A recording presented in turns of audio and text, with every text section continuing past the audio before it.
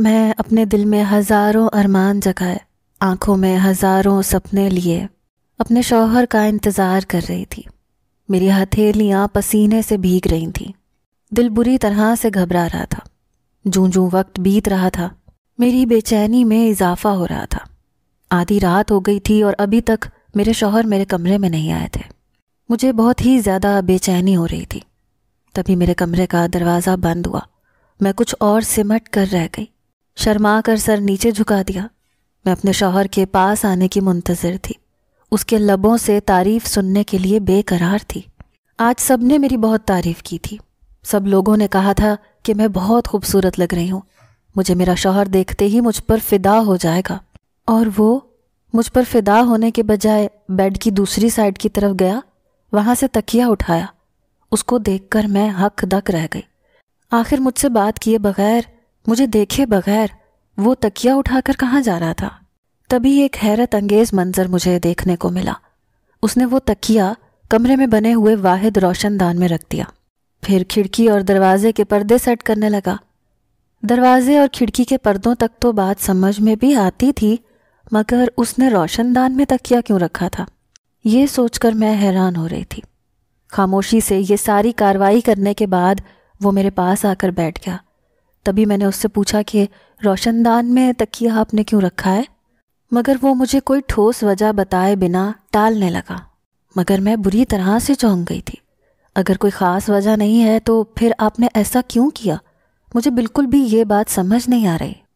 دراصل مجھے ایسے لگا کہ وہاں سے ہمیں کوئی دیکھ رہا ہوگا۔ اس کی بات سن کر میں ہکا بکا رہ گئی۔ آپ کو ایسے کیوں لگتا ہے کہ وہاں سے ہمیں کوئی دیکھے گا؟ بھلا کون ہے جو ہمیں وہاں سے دیکھے گا، اور کیوں دیکھے گا؟ وہ کہنے لگا چھوڑو اس بات کو، مگر میں بری طرح سے الجھ کے رہ گئی۔ پہلے ہی دن اپنے شوہر کی اس قدر عجیب و غریب بات سن کر مجھے ایسے محسوس ہونے لگا جیسے وہ ذہنی مریض ہے، جبکہ آج سے پہلے تو بالکل ایک نارمل شخص لگتا تھا، اور اب اس کا یہ رویہ انتہائی حیرت ناک تھا۔ ہر روز وہ ایسے ہی کرتا تھا، اس میں تکیہ رکھنے کے باوجود بھی وہ بار بار اس کی طرف دیکھتا رہتا تھا اور مسلسل بے چین رہتا تھا۔ میں اس کی بے چینی کی وجہ پوچھتی تو غصے سے کہتا کہ میں تمہیں ایک بار بتا تو چکا ہوں کہ یہاں سے کوئی ہمیں دیکھتا ہے، اسی لیے میں یہاں پر تکیہ رکھ دیتا ہوں۔ اپنے شوہر کی یہ بات سن کر میں جھنجھلا کر رہ گئی۔ آپ کے ذہن میں یہ بات کس نے ڈالی ہے؟ کیوں آپ کو ایسے لگتا ہے؟ کوئی بھی نہیں ہے یہاں پر ایسا جو ہمیں دیکھے گا۔ مگر میں اس کے ذہن سے یہ بات نکال نہیں سکی۔ پھر میں اس سے پوچھنے لگی کہ اچھا کون ہے وہ جو ہمیں دیکھے گا؟ مگر میری بات کے جواب میں وہ خاموش رہا۔ اس دن میرے شوہر نے حسب معمول روشن دان میں تکیہ رکھا۔ جیسے ہی وہ آ کر بستر پر دراز ہونے لگے، تبھی ان کی امی نے انہیں اپنے کمرے میں بلا لیا۔ کمرے کی لائٹ آف تھی اور 0 لائٹ کا بلب آن تھا۔ تبھی میں نے اپنی جگہ سے اٹھی اور تکیہ روشن دان سے نکال کر صوفے پر رکھ دیا اور خود اپنے بستر پر لیٹ گئی۔ میں اپنے شوہر کے دل سے یہ وہم نکالنا چاہتی تھی کہ وہاں پر ایسا کوئی نہیں ہے جو ہمیں دیکھے۔ پھر میرے شوہر آ کر بستر پر سو گئے۔ صبح جب ان کی آنکھ کھلی تو ان کی نظر سامنے روشن دان پر پڑی۔ ایک دم وہ سٹ پٹا کر اٹھ گئے اور انتہائی غصے سے مجھے بولے کہ وہاں سے تکیہ کس نے نکالا؟ میں انہیں حیران نظروں سے دیکھنے لگی۔ وہ تکیہ میں نے وہاں سے نکالا تھا، مگر اس میں اتنا غصہ کرنے والی، اتنا شور مچانے والی کون سی بات ہے؟ مگر ان کا چہرہ غصے سے سرخ پڑ گیا۔ وہ اس قدر غصے میں تھے گویا مجھے کچا چبا جائیں گے، اور میں ان کے یوں غصہ ہونے سے گھبرا گئی۔ جب میں نے تمہیں ایک بات سمجھا دی ہے، ایک بات سے منع کر دیا ہے، تو تم بات کو سمجھتی کیوں نہیں ہو؟ وہ غصے سے جھنجھلاتے ہوئے کمرے سے باہر نکل گئے۔ ان کی آواز سن کر ساس میرے کمرے میں آ گئی۔ مجھ سے پوچھنے لگی کیا بات ہے سمیر اتنا غصہ کیوں کر رہا تھا؟ میں نے ساری بات اپنی ساس کو بتائی۔ وہ بھی حیران نظروں سے مجھے دیکھنے لگی۔ نہ جانے کیا ہو گیا اس لڑکے کو، پہلے تو ایسا نہیں تھا، پتہ نہیں کیوں اس کے دل میں اتنا وہم بیٹھ گیا ہے۔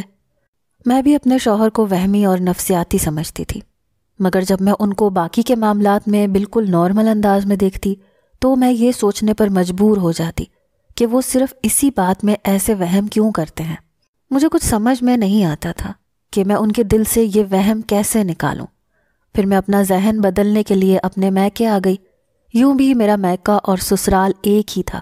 درمیان میں ایک چھوٹا سا دروازہ تھا جو کہ عموماً کھلا ہی رہتا تھا۔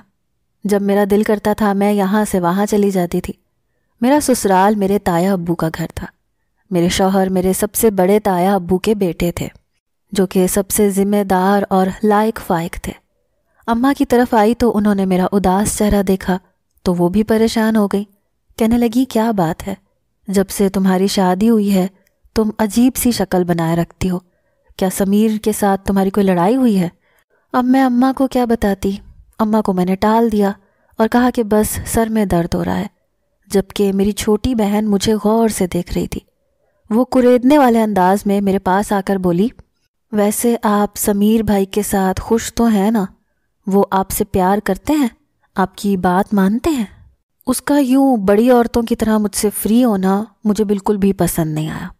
تبھی میں نے اسے ٹوک دیا اور کہا کہ تم بچی ہو، اپنی پڑھائی پر توجہ دیا کرو، یہ بڑوں کے معاملات میں تم مت بولا کرو، تمہیں میں کتنی بار سمجھا چکی ہوں۔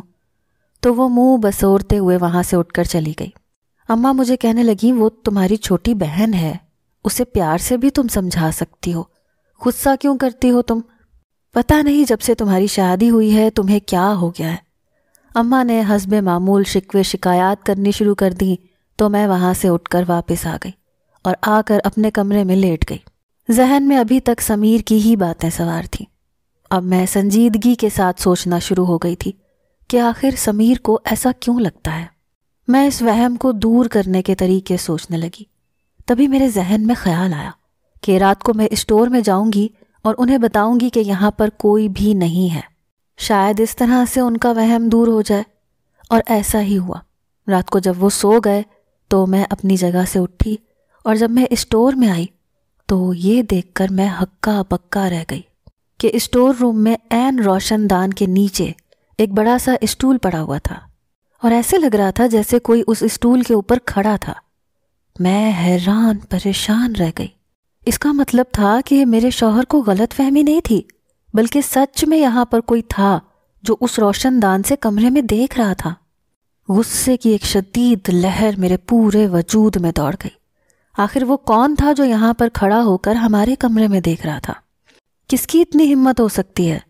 اتنا تو میں نے سوچ لیا تھا کہ وہ جو کوئی بھی ہے اسے میں آسانی سے نہیں چھوڑوں گی، اسے میں اس کے کیے کا مزہ ضرور چکھاؤں گی۔ اب میں نے دھیان رکھنا شروع کر دیا تھا۔ اس دن میں کمرے میں لیٹی ہوئی تھی، نیند ابھی میری آنکھوں سے دور تھی۔ رات کو جب مجھے دوسرے کمرے سے کھٹ کھٹ کی آواز سنائی دی تو میں فوراً سے بستر سے اٹھی اور آہستگی سے چلتے ہوئے کمرے میں آ گئی۔ اسٹور روم کی مین لائٹ آف تھی۔ تبھی میں نے وہاں پر ایک سایہ دیکھا۔ میرا ہاتھ بورڈ کے پاس ہی تھا۔ جیسے ہی میں کمرہ روشن کرتی میرے سامنے اس کا چہرہ عیاں ہو جاتا، مگر اس سے پہلے کہ میں اپنے فیصلے پر عمل درآمد کرتی مجھے کسی نے زور سے دھکا دیا اور میں ایک سائیڈ پر گر گئی، اور وہ جو کوئی بھی تھا وہ کمرے سے باہر نکل گیا۔ جب میں کمرے سے باہر آئی تو یہاں پر دور دور تک کوئی بھی نہیں تھا۔ اب میں سچ مچ میں حیران پریشان ہو گئی تھی کہ یہ کام کون کر سکتا تھا، کیونکہ یہاں پر میرے 2 دیور اور ایک نند بھی رہتی تھی اور اماں کا گھر بھی یہیں ساتھ ہی تھا۔ میں کس پر شک کرتی، کس پر یہ الزام لگاتی؟ پھر میں خاموشی سے اپنے کمرے میں آ گئی۔ ذہنی طور پر میں بہت الجھ کر رہ گئی تھی۔ رات کو اب میں مکمل طور پر دھیان میں تھی کہ وہ جو کوئی بھی ہوگا میں اسے پکڑ کے رہوں گی۔ اس دن کوئی بھی آواز سنائی نہیں دی۔ اگلے دن میں نے اپنے شوہر سے کہا کہ میں آپ سے معافی چاہتی ہوں کہ میں آپ کو غلط سمجھتی رہی اور آپ کی بات پر اعتبار نہیں کیا۔ انہوں نے چونک کر مجھے دیکھا، کہنے لگے کیا ہوا ہے، کس بات کی معافی مانگ رہی ہو؟ تبھی میں نے کہا کہ مجھے آپ کی بات پر یقین ہو گیا ہے کہ یہاں روشن دان میں کوئی کھڑا ہو کر ہمارے کمرے کی طرف دیکھتا ہے۔ میرا اتنا ہی کہنا تھا کہ ان کی آنکھیں بے یقینی سے پھیل گئی۔ کہنے لگے تمہیں کیسے یہ بات پتا؟ کیا تم نے کسی کو دیکھا ہے؟ تبھی میں نے انہیں جب یہ بات بتائی تو وہ پرسوچ انداز میں مجھے دیکھنے لگے۔ کہنے لگے کہ کسی بھی چیز کی کھوج میں نہیں پڑنا چاہیے، کیونکہ کبھی کبھی حقیقت آپ کو بہت تکلیف دیتی ہے اور آپ اس کو سہ نہیں سکتے، اس لیے اس بات کو نظر انداز کر دو۔ وہ جو کوئی بھی ہے جلد ہی پیچھا چھوڑ دے گا، اس لیے تم خود کو ان فالتو کی باتوں میں مت لگاؤ۔ مگر اب تو جیسے میں نے ضد باندھ لی تھی کہ میں اس کو پکڑ کے رہوں گی، اور اب وہ جو کوئی بھی تھا اس قدر آہستگی سے کمرے میں داخل ہوتا تھا کہ مجھے آواز محسوس نہیں ہوتی تھی۔ دوسری بار بھی میں وقت پر کمرے میں پہنچ گئی تھی، تبھی وہ کمرے سے بھاگنے لگا اور میرے ہاتھ میں اس کا بازو آ گیا۔ میرے ہاتھ سے اس کے بازو پر خراشیں آ گئیں اور وہ مجھے دھکا دے کر کمرے سے باہر نکل گیا اور میں اپنا سا منہ لے کر رہ گئی۔ اگلے دن جب میں اٹھی تو میری نظر اپنے چھوٹے دیور پر پڑی جس کے بازو پر خراشیں آئی ہوئی تھیں۔ یہ دیکھ کر میرا منہ کھلے کا کھلا رہ گیا۔ جب میں نے اپنے دیور سے اس بارے میں پوچھا تو کہنے لگا کہ وہ گر گیا تھا اور اسے چوٹ لگی ہے۔ مجھے اس کی بات پر یقین نہیں تھا اور اب میں بے چینی سے اپنے شوہر کے گھر واپس آنے کا انتظار کر رہی تھی۔ جب وہ گھر آئے تو انہوں نے مجھے بے چینی سے کمرے میں ٹہلتے ہوئے دیکھا تو کہنے لگے، کیا بات ہے، آج کیا کوئی خاص بات ہوئی ہے؟ آج ان کا موڈ بہت خوشگوار تھا اور میرے پاس بھی تو بتانے کو بہت خاص بات تھی۔ تبھی میں نے انہیں کہا کہ مجھے اندازہ ہو گیا ہے کہ آپ یہ بات کھل کر کیوں نہیں بتاتے تھے، کیونکہ آپ کو یہ ڈر تھا کہ میرے دل میں اس کے لیے بدگمانی پیدا ہو جائے گی اور میں اس سے نفرت کرنے لگوں گی۔ وہ چونک کر مجھے دیکھنے لگے، کہنے لگے، کیا مطلب، کس کی بات کر رہی ہو تم؟ آپ کے بھائی کی بات کر رہی ہوں میں۔ انہوں نے مجھے حیرت سے دیکھا۔ میرے بھائی کا یہاں پر کیا ذکر؟ مجھے اندازہ ہو گیا ہے کہ وہ کون تھا جو ہمارے کمرے میں جھانکتا ہے، اور آپ مجھے اس کے بارے میں بتاتے نہیں تھے کیونکہ وہ آپ کا بھائی تھا اور آپ اپنے گھر کا ماحول خراب نہیں کرنا چاہتے تھے، اور آپ نہیں چاہتے تھے کہ میں آپ کے گھر والوں سے دور رہوں۔ میرا اتنا ہی کہنا تھا کہ وہ غصے سے دھاڑ کر بولے کہ اپنی بکواس بند کرو، تم نہیں جانتی کہ سچ کیا ہے، اس لیے جو بات کی ہے دوبارہ ایسی بات مت کرنا، اور میرے گھر والوں کے سامنے اس بات کا کبھی نام بھی مت لینا۔ ان کو میں اتنے غصے میں پہلی بار دیکھ رہی تھی، اور ظاہری سی بات ہے میں نے ان کے بھائی کا نام لے لیا تھا جس کو وہ اتنے ٹائم سے چھپا رہے تھے، تو غصہ آنا تو بنتا تھا۔ مگر یہ وقت انہیں غصہ دلانے کا نہیں تھا بلکہ سنبھل کر چلنے کا تھا۔ تبھی میں نے سوچ لیا کہ میں ان کے بھائی کی اصلیت سب کے سامنے لا کر رہوں گی، اور تب انہیں یہ بات مان لینی پڑے گی۔ اس کے لیے اگلے دن میں نے ایک کام کیا۔ میں نے اپنے موبائل کا کیمرہ آن کر کے اسٹور میں ایک ایسی جگہ پر رکھ دیا جہاں پر کسی کی بھی نظر نہیں پڑ سکتی تھی۔ اس کے بعد میں اطمینان سے اپنے کمرے میں آ کر سو گئی۔ اس دن کمرے میں کوئی بھی نہیں آیا تھا، صرف میری ساس اسٹور روم میں گئی تھیں اور وہاں سے ضروری سامان اٹھا کر واپس اپنے کمرے میں چلی گئیں۔ یہ دیکھ کر مجھے مایوسی تو ہوئی، مگر پھر میں نے جلد ہی اپنی مایوسی پر قابو پا لیا۔ دوسرے دن بھی میں نے موبائل کا کیمرہ آن کر کے وہاں پر رکھ دیا، اور اب کی بار مجھے مایوسی کا سامنا نہیں کرنا پڑا۔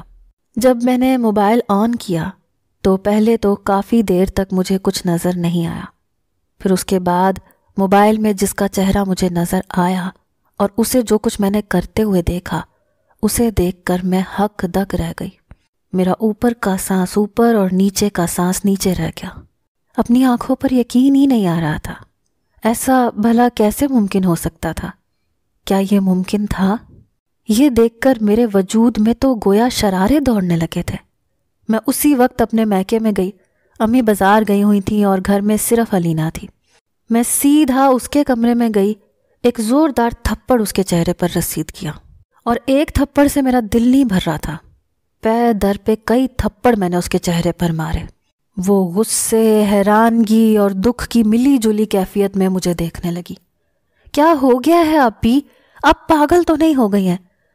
میں اسے نفرت سے بولی، ہاں میں پاگل ہو چکی ہوں۔ جو حرکت تم نے کی ہے اس کے بعد کوئی بھی انسان اپنے حواس کھو بیٹھے۔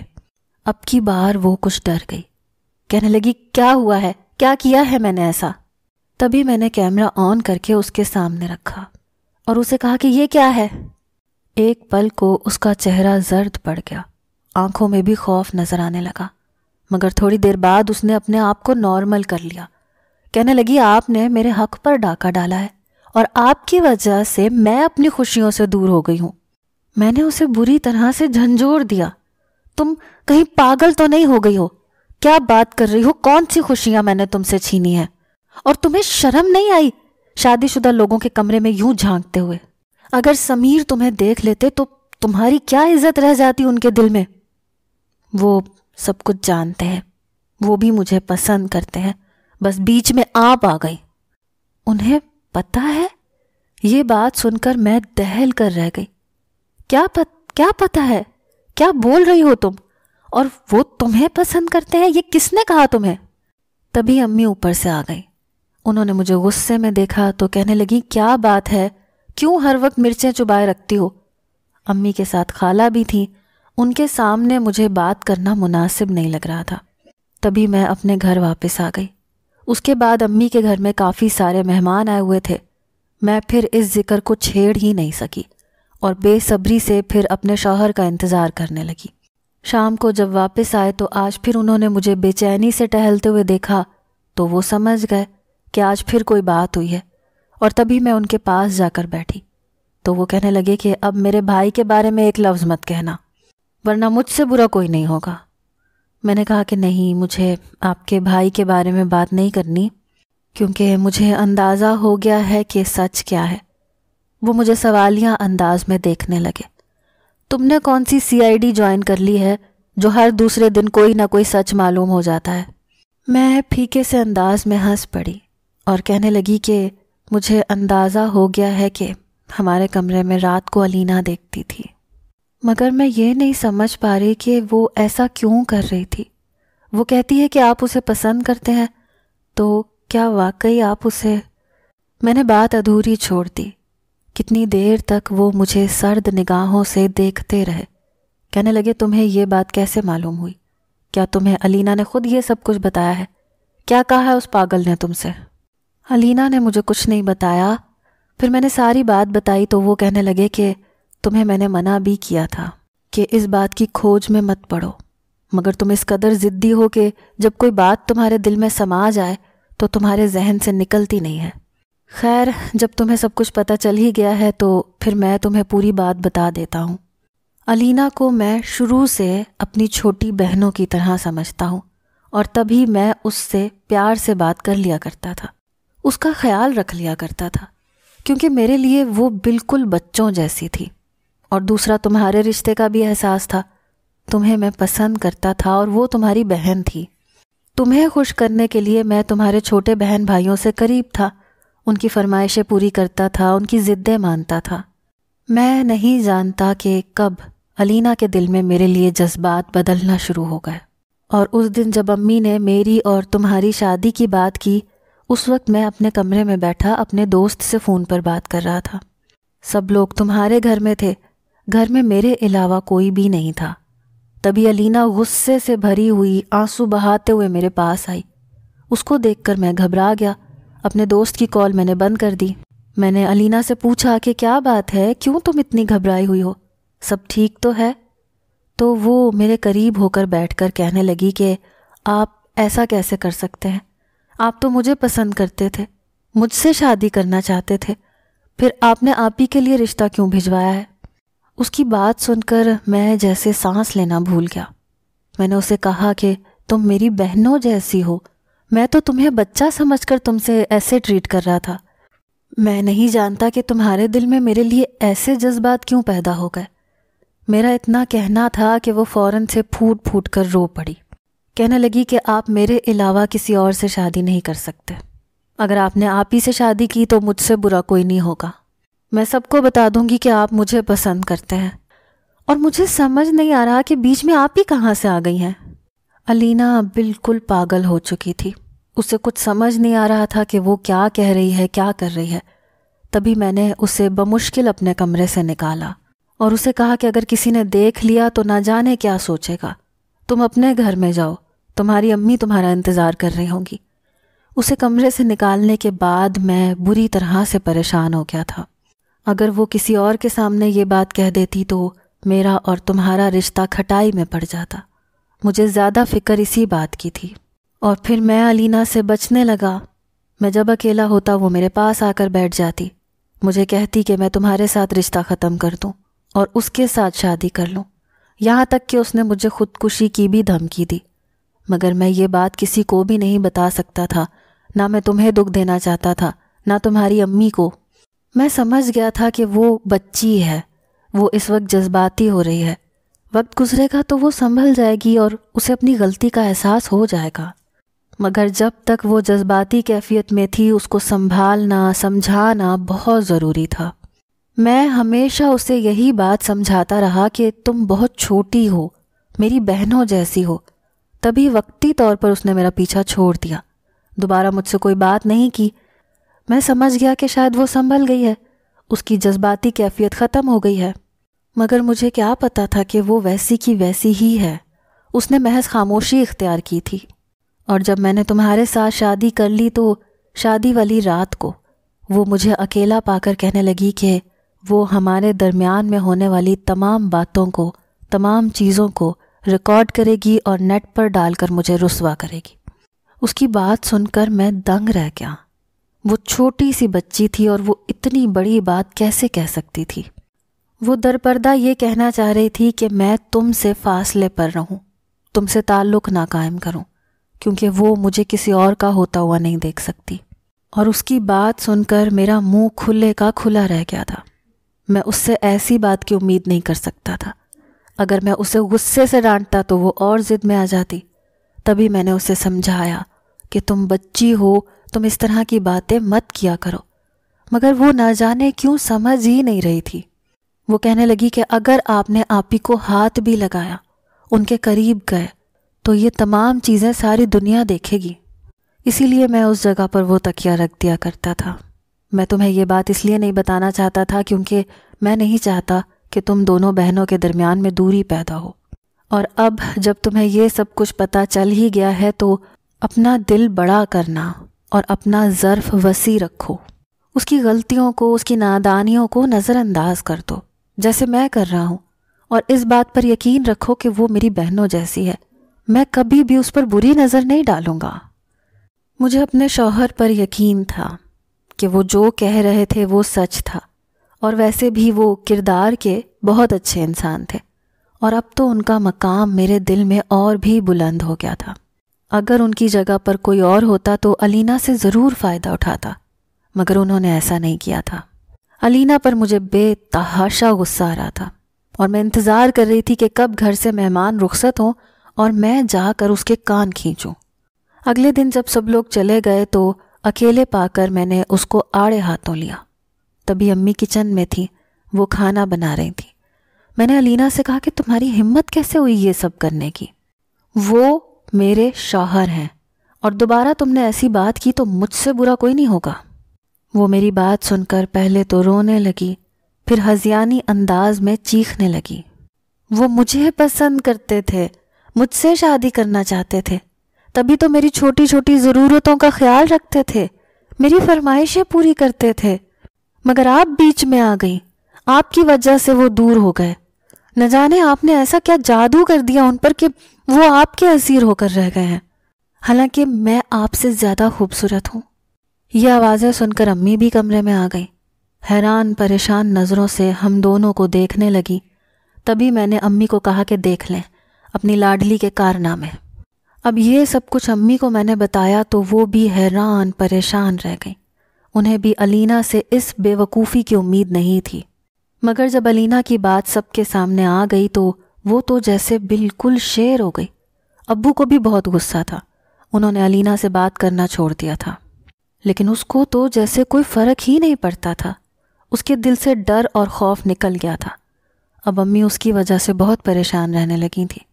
انہیں اس چیز کی ٹینشن تھی کہ کہیں وہ میرا گھر نہ خراب کر دے، اور کسی کو بھی سمجھ میں نہیں آ رہا تھا کہ اس مسئلے کا کیا حل کیا جائے۔ تبھی سمیر نے کہا کہ ان کا ٹرانسفر دوسرے شہر میں ہو گیا ہے، اور میں بھی ان کے ساتھ وہاں پر چل کر رہوں گی۔ میں نے یہ بات سن کر حیرانگی سے انہیں دیکھا اور کہا کہ مگر میں اکیلے کیسے رہوں گی؟ مجھے تو سب لوگوں میں رہنے کی عادت ہے۔ تبھی وہ کہنے لگے کہ اس وقت علینا کی جو جذباتی کیفیت ہو رہی ہے اس سے ہمارا دور ہونا ہی بہتر ہے۔ آہستہ آہستہ جب وہ مجھے خود سے دور دیکھے گی تو وہ اس حقیقت کو تسلیم کر لے گی۔ سمیر کی بات سن کر مجھے بھی یہی محسوس ہوا تھا کہ ہمیں یہاں سے دور ہونا چاہیے، اور پھر جب ہم یہاں سے چلے گئے تو رفتہ رفتہ علینا کی طبیعت بہتر ہونے لگی۔ شروع میں سمیر کو کال کرتی تھی، اس سے بات کرنے کی کوشش کرتی تھی، مگر وہ اس کی کال کاٹ دیتے تھے، اسے بالکل نظر انداز کرتے۔ مزید 1 سال کا عرصہ گزر گیا اور پھر اللہ پاک نے مجھے 2 جڑواں بیٹوں سے نواز دیا۔ اس کے بعد جب ہم واپس آئے تو علینا کی طرف سے کسی بھی رد عمل کا کوئی اظہار نہیں کیا گیا، اور اب تو امی اس کے لیے رشتہ بھی دیکھ رہی تھیں، اس کی شادی کی تیاریاں کر رہی تھیں۔ علینا بالکل خاموش تھی، نہ کسی سے بات کرتی تھی، نہ کسی چیز میں دلچسپی دکھاتی تھی۔ میں نے بھی علینا سے بات کرنا چھوڑ دیا تھا، یوں بھی ہم دونوں میں بہنوں والا رشتہ نہیں رہا تھا۔ سمیر جب یہ بات دیکھتے تھے تو وہ پریشان ہو جاتے تھے، کہتے تھے کہ مجھے اسی بات کی فکر تھی کہ تم دونوں میں بہنوں والا رشتہ ختم ہو جائے گا، اور اب دیکھو جو میرا خدشہ تھا وہ سچ ثابت ہوا، اور ان کی بات پر میں افسردگی سے مسکرا دیتی تھی۔